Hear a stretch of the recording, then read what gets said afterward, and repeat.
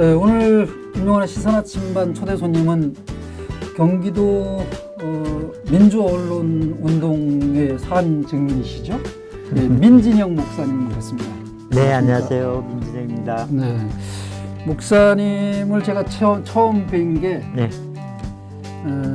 약간 그 교육감 선거. 그렇죠. 네, 2009년도죠. 2009년도.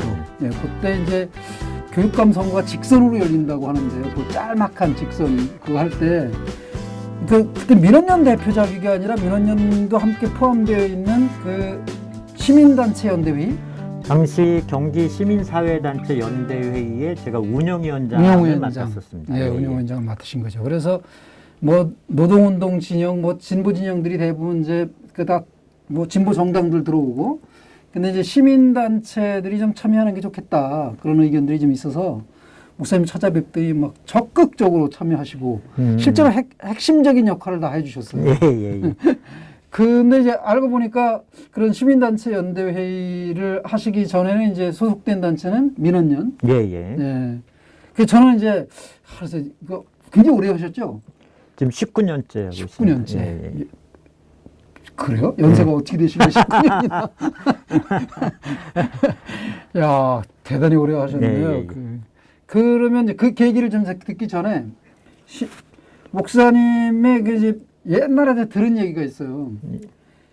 저는 이제 이렇게 언론 이야기를 지속적으로 계속 듣고 싶었는데 목사님 또 사정이 있으시네. 그게 다 공개되는 게 이제 그 강연하는데 별로 이렇게 안 좋으시고. 그래서 이제 약간 이렇게 시선 아침반으로 이제 일단 하는데 그 지속적인 언론 이야기를 누군가한테 들었으면 좋겠다는 생각을 했고, 그 목사님 떠올리면서 민진영 목사님의 언론 이야기 민원연 이런 정도로도 생각을 좀 했었어요. 근데 그때 전국 어디 그때 민원연 활동가들 무슨 회의할 때 어디 워크숍인가 뭐 할 때 전국 언연이 모임인가 뭐. 네네. 그게 저희들이 민원연이 전국에 서울을 시작으로 해서 광역 단위마다 네네. 있습니다. 그래서 그때 이제 대전 충남 민원연에서 네. 그 전국 민원연 대회가 있었는데 아마 그 당시 갑사라고 하는 절에서 동학사 갑사. 네. 거기서 저희들이 계룡산. 전국 민원연 모임을 했는데 네네. 그 현수막에 전국 민원연 대회라고 했는데 거기 계신 분은 이제 전 국민으로 읽은 거죠. 전국 민원연 대회인데 전 국민으로 끊으니까 전 국민 언연 대회가 돼가지고 보시던 분이 참 희한한 대회도 다 있어. 언연 대회도 있네. 그래서 웃었던 기억이 좀 납니다. 예. 전 국민. 예. 그래서 언연이들 전국에 언연이라는 이름이 또 많이 있잖아요. 이렇게. 그렇죠. 근데 그건 이제 잘못하면 비하 발언이 될 수 있어서 그러는가요? 굉장히 좀 조심스러운 단어긴 하죠.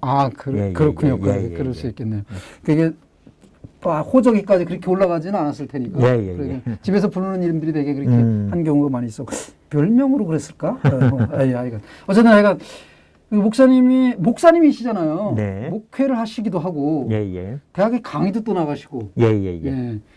근데 언론에 어떻게 관련이 없는 것 같은데 어떤 계기가 있으셨으니까 언론을 하셨겠죠? 우연이기도 한 것 같아요. 예를 들면 저는 예전에 학교 다닐 때는 언론에 대해서 잘 몰랐고 그냥 MBC 청룡 때부터 82년도부터 프로야구 팬이었기 때문에 통화 갈 때 MBC 청룡이 일면에 있으면 무조건 스포츠 신문을 사가지고 보던 정도로 개념이 없었고, 물론 이제 나중에 한겨레 신문하고 해서 관련이 있었습니다만 수원 지역으로 왔을 때 어떤 일을 해야 될까 목회를 하면서 고민이 좀 있었죠. 그런데 한 분이 찾아오셔서 야, 이런 운동을 할 사람이 필요한데 누굴 추천 좀 해달라 그래서 다른 선배 목사님들이 저를 추천해 주셨고요. 그래서 제가 이제 처음에 만나 뵙고 제가 어떤 일을 하면 됩니까? 그랬더니 이러이러한 일을 해야 돼. 그래서 쭉 적어주셨는데 제가 그 설명을 듣고 한 번에 안 하겠습니다. 그래서 왜 안 해? 그래가지고 제가 그걸 어떻게 혼자 다 합니까? 저는 절대로 못합니다. 안 합니다. 그랬더니 그럼 네 조건이 뭐야? 그러면 내가 민원연을 살펴볼 테니까 한두 달은 아무것도 시키지 말고 돈만 줘라. 그래서 한 달 정도를 지켜보고 제가 한 달 뒤에 말을 했죠. 네. 아니 왜 경기민원련인데 조선일보나 중앙일보, 동아일보 사설에 대해서 비평을 하냐. 그랬더니 그분들이 이제 그 신문들이 얼마나 문제가 많은 건지 잘 모르나 보구나. 그래서 아니 제가 보니까 그거는 서울민원련이 이미 다 하고 있는데 거기에는 전문가들이 매주 발표하는데 우리는 한 달에 한 번 발표해서 시의도 안 맞고 전문성도 안 맞고 근데 뭐로 이걸 하고 있습니까? 그래서 그러면 너는 어떻게 했으면 좋겠어? 그래서 경기민원련이니까 경기지역신문을 봅시다. 왜 서울신문을 봅니까? 라고 했더니 야 미안한데 돈이 없어. 그래서 그 당시 제가 50만 원 받기로 했거든요. 물론 이제 지금도 50만 원입니다만.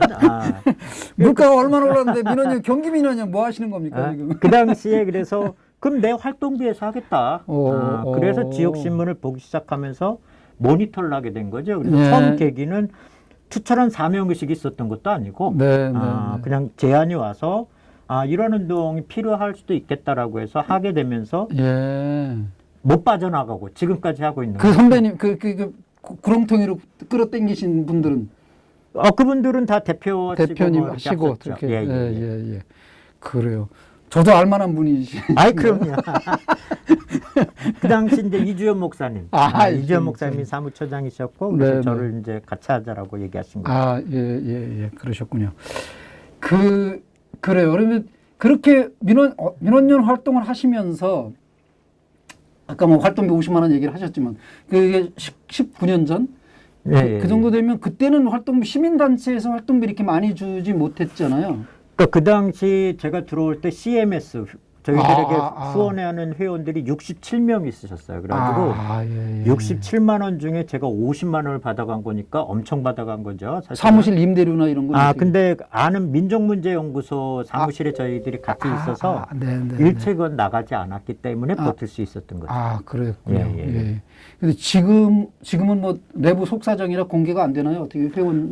지금은 회원은 많이 늘어났죠. 그래서 실제로 상근하는 활동가가 따로 있고요. 그다음에 경기도에서 청년 일자리 지원 사업으로 해서 청년 인턴 활동가가 있고요. 그래서 저는 이제 그 활동비가 아니라 그 정책 사업비 그래서 연대 사업이라든지 이런 데 비용으로 하는 거고 아까 말씀하셨던 것처럼 시민단체를 오래 하다 보니까 2011년도부터 경희대학교에서 강의할 수 있는 기회가 생겼고요. 그래서 지금까지 계속 강의를 하고 있고 또 강연 나가고 뭐 이런 것으로 제 생활은 알아서 충당하는 거죠. 수시로 제가 호칭을 그런 목사님과 교수님을 바꿔가면서 편하게 그냥 처장님으로 하셔도 좋습니다. 처장님도 있고. 그 경기민원연 사무처장님이시죠? 직책이. 그때는 사무처장이 아니었을 때고 맨 처음에 하실 때는 제가 그래서 경기도에서 아마 가장 빠르게 승진한 사람입니다. 처음에는 일본식 표현했지만 간사라고 하는 거를 들어왔다가 바로 두세 달 한 6개월 내에 또 사무국장이 됐고 그러니까 주위에서 6개월 만에 승진한 사람은 당신밖에 없다라고 할 정도로 초고속 승진이었죠. 근데 사무처장 된 다음에 대표로 못 올라가고 있습니다. 왜냐하면 활동을 전담으로 할 사무처장을 모셔와야 되는데 모시질 못해서 제가 못 올라가고 정체되어 있다라고 보시면 됩니다.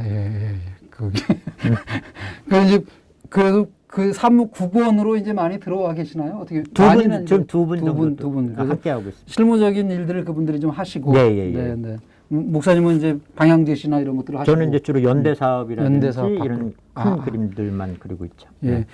지금 그때 운영위원장을 맡으셨던 시민사회단체 연대회의, 그거는 지금도 활발하게 다. 시민사회단체 연대회의를 말씀을 드리면 일단은. 서울에서 먼저요. 서울에서 2000년도에 총선에 낙천 운동을 하면서 2001년도에 시민단체 연대회의라고 하는 전국적 조직이 생깁니다. 그리고 경기도는 2004년도에 선거운동을 하면서 2005년도에 경기 시민사회단체 연대회의라고 하는 조직이 만들어지고요. 지금 이제 참가단체는 14개, 참관단체도 4개, 그래서 하고 있고, 제가 2009년도에 운영위원장이 될 때, 아까 말씀하셨던 김상공 1년 2개월이었지만, 그렇죠. 교육감 처음으로 직선제가 있었고요. 그 다음에 그때 정말 큰 역할 하셨어요. 쌍용 자동차의 77일간의 투쟁도 있었고요. 그래서 그 당시 공대위 위원장도 같이 하고 그랬던 역할을 했던 것 같습니다. 예. 그래서 굉장히 많이 힘드셨을 것 같아요. 왜냐하면 저 바로 친형이 목사님인데 교인들의 시각이 다양해서 우리 목사님 맨날 왜 그런 것만 하냐고 또 그런 교인들 중에 그런 분들은 없으셨어요? 저희 교회는 그게 좀 독특한 것 같습니다. 처음에 지금 원로 목사님으로 계신 김진춘 목사님께서 경실련 대표도 하셨고 민월련 처음 발견할 때 고문도 해주셨고 지금 담임 목사님이신 이주연 목사님이 민월련 초대 사무처장을 했다가 대표까지 하시면서 저를 또 매형교회로 불러주셨기 때문에 교회에서는 민 목사님은 사회 목회를 하는 분으로 인정을 해주셔서 어려움은 없이 잘 지내고 있습니다. 그것만 해도 개신교가 그런 것 때문에 사실 움직이기가 힘들다는 걸 이게 죄송합니다.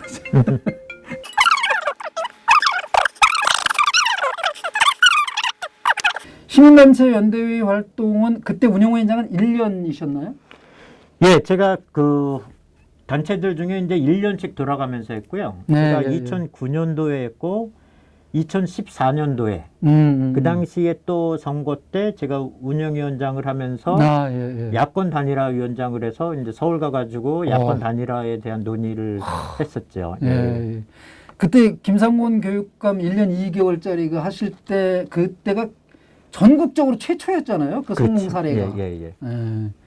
아마 그 당시 가장 어려웠던 것이 이제 그 전 교육감이 I will back 그래서 김 교육감이라고 성함까지 말씀을 안 드리는데 그분이 당시 현직 교육감 그렇죠. 그래서 그분이 돌아오신다라고 했고 경기도의 정치판이 대부분 그 여당 보수당이었기 때문에 굉장히 어려웠죠. 그래서 현실적으로 가능하겠느냐라고 했는데 우리 아이들의 미래를 위해서 교육을 이대로 둘 수는 없다라고 하는 많은 학부모님들이 함께 해주셔서 1년 2개월밖에 못하지만 당선이 됐고요. 문제는 곧바로 5건의 고발을 당하셔서 12번의 검찰 출두하고 김상곤 교육감이 당선 이후에 교육감이 그래서 그 계속적으로 어려움을 겪으셨지만 오히려 그것 때문에 김상곤 교육감은 전국적 인물이 됐죠.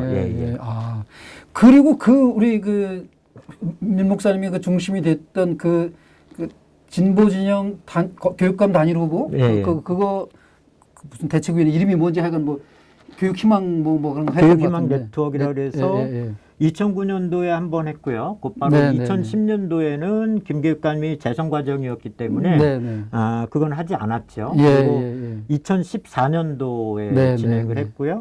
그래서 이재정 교육감이 당시 그 세월호 참사의 아픔 속에서 2차례를 그 연기하고 결국은 진행이 돼서 이재정 교육감이 되셨고 2018년도에는 이재정 교육감은 참여하지 않으신 상태에서 한신대 송주명 교수가 단일 후보가 돼서 했고 참 어려움 속에서도 17.6%를 지지를 받으면서 그래도 잘 치러냈다라고 생각을 합니다.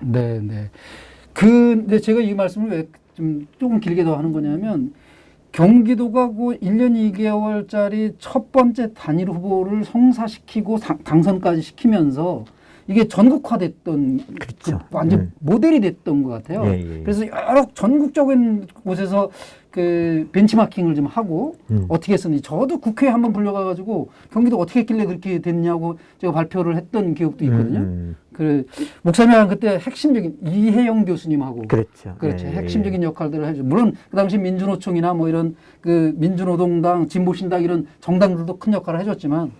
아무래도 교육감 선거는 이제 정당과 상관이 없지만 정당을 낀 것이 아니라 교육의 문제이기 때문에 이거는 민주노총이냐 뭐 어디냐를 떠나서 우리 후배들, 우리 아이들의 미래를 좌우하는 거기 때문에 서로 한마음 한뜻으로 모여서 우리 자녀들의 행복을 위한 교육 환경이 뭐냐라고 네, 네. 하는 것들을 고민하면서 그러한 교육 철학에 네. 가장 부합했던 사람이 당시 김상곤 네, 후보였기 네, 네. 때문에 저희들은 네, 네, 지지를 했고요. 네. 아마 어렵지 않게 당선이 됐던 많은 이유는 교육의 변화를 이야기했던 학부모들도 있었지만 네, 네, 네.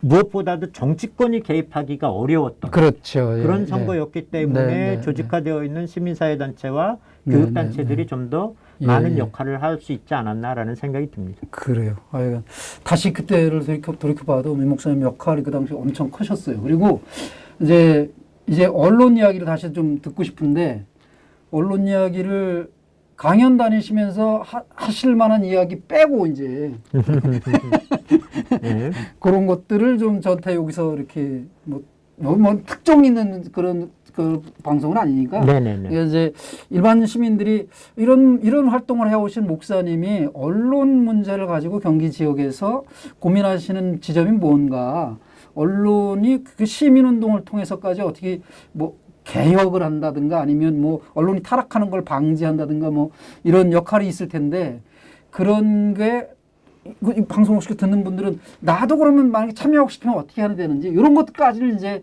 좀 일단 들어봤으면 좋겠어요. 네네. 근데 시간이 좀 너무 길어지면 사람들이 다 돌아간다고 그래가지고 오늘은 이제 여기까지.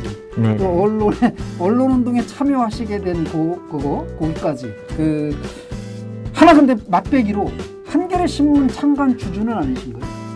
주주입니다. 창간 주주시죠. 예, 예, 예. 그러니까 그것도 그런 얘기부터 예, 예. 이제 좀 다음 시간부터 좀 들어보도록 하겠습니다. 예, 예, 알겠습니다. 네, 네. 꼭 좀 출연해 주시고. 네네네. 고정으로 갔으면 좋겠는데. 네, 지금까지 그 말씀 들어보셔서 아시겠지만 민진영 목사님은 경기 민주언론 운동자가 들어가던가요? 시민연합. 시민연합. 네. 민주언론 시민연합. 그게 사무처장으로 19년째 지금 계시고요. 물론 사무처장이라는 직책만 가지고 19년은 아니지만 19년 동안 언론운동을 해오신 분입니다. 그리고 대학의 경희대, 네. 예, 경희대 시민운동 관련한 그러니까 후마니타스 칼리지의 시민교육, 그리고 네. 지금은 세계화 시민. 세계화 시민 과목을 하고 네. 있습니다. 네, 시민운동 차원에서 잔뼈가 굵으셨고 대학에서 이제 발탁해서 강의까지 맡고 계신 분입니다. 근데 이번에 이제 다른 분야보다는 언론 이야기를 꼭 좀 듣고 싶거든요. 그래서 이제 모셨으니까 다음에 몇 차례 더 출연해 주시고 고정으로 가시는 거를 좀 부탁을 일단 드립니다. 예, 예. 자, 그러면 지금까지 시청해 주셔서 그렇게 감사드리고요. 다음 기회에 다시 민지영 목사님 모실 때 다시 한번 뵙도록 하겠습니다. 고맙습니다. 감사합니다.